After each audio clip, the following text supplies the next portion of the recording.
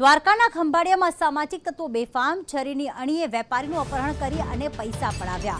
આખી ઘટના જે બની છે દ્વારકામાં બનેલી છે કે જ્યાં હાલમાં પૈસા પડાવવામાં આવ્યા હતા અને જે પ્રમાણે આખી લૂંટની ઘટનાને અંજામ આપવામાં આવ્યો હતો।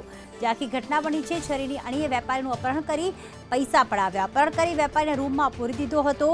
1200 રૂપિયા રોકડ, 2 મોબાઈલ, એટીએમ કાર્ડ, બાઇકની લૂંટ ચલાવી। દ્વારકાના ખંભાળિયામાં સામાજિક તત્વો બેફામ છરીની અણીએ વેપારીનું અપહરણ કરી અને પૈસા પડાવ્યા।